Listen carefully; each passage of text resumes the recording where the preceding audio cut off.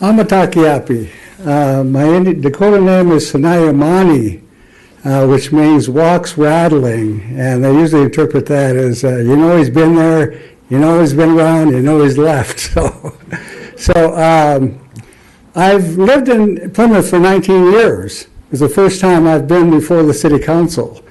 I've worked extensively with Hennepin County, with the city of Minneapolis, with the Minneapolis Park Board, with St. Paul city government, and many other institutions in the area. But recently I was honored and asked to present one of our family names to be considered for the county road name. And I looked it up and I saw that residents of Plymouth are welcome to come forward. And so 19 years and here I am. But I'm very excited about being here. And the group that has asked my family to submit a name, and then they chose Ohiyesa as the name.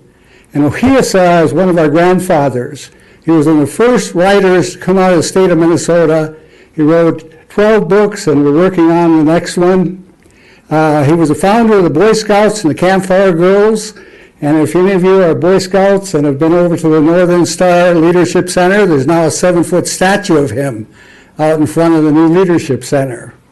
He was a doctor, a graduate of Dartmouth and Boston Medical School. He wrote extensively about life in Minnesota. And he was a naturalist, he was an environmentalist, and he was known internationally. His books are published all over the world. He's been honored in England. He's been honored by Dartmouth and Boston Medical School.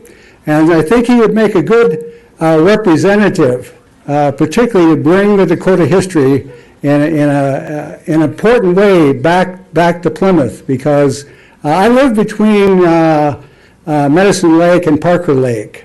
And so looking at both those lakes and the relationship to the Dakota people that are written in the stories about the lakes, I think honoring Dakota in other ways, and particularly Ohiyesa, which means the winner, is nothing negative. Whoever lives on that road is a winner.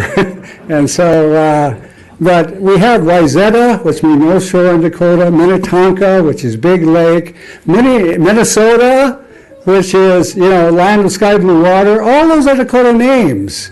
So the Dakota name has already been welcomed in the state, and I offer that name to you, and I'm honored to be before you. Amatakiapi. All right, thank you. Next we'll ask Audrey Britton, 12500 53rd Avenue North. Welcome. Thank you. Perfect timing, because I'm here to echo what Sid had to say.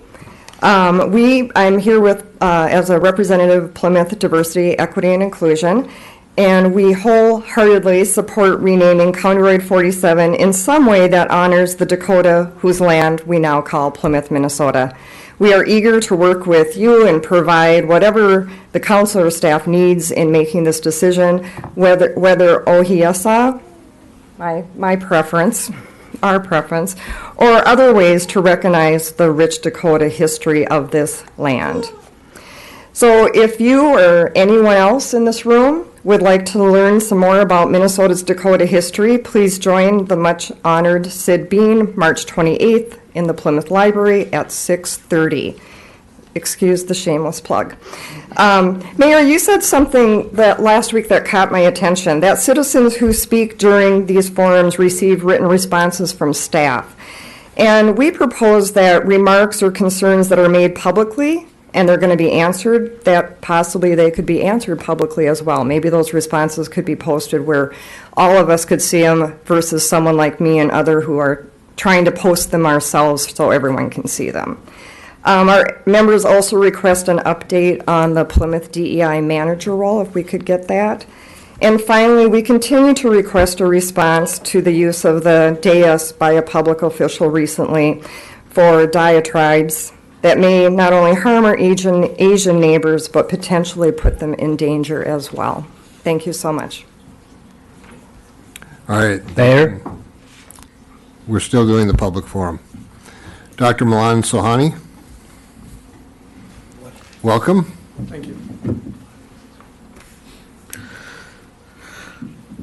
Thank you, Mayor and council members.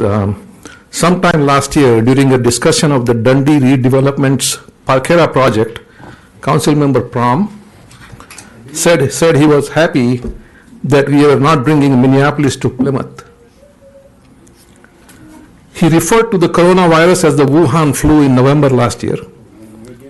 At a budget discussion meeting in December of last year, may I speak, please? Thank you.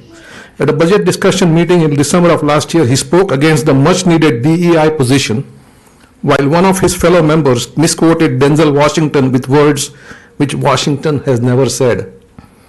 On July 28, 2020, he stated that immigrants and people of color come to the beautiful city of Plymouth but never assimilate in the American way. There is a pattern here when it comes to racist comments.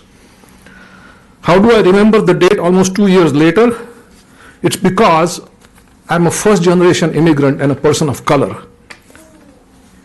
It stung then, and it's still fresh in my memory. What is the American way? Is it the American way to make racist comments? To put down immigrants and people of color? To make demeaning racist comments against us is not acceptable now, and it will not be acceptable in the future. Every time someone ventures into that space, they need to be called out.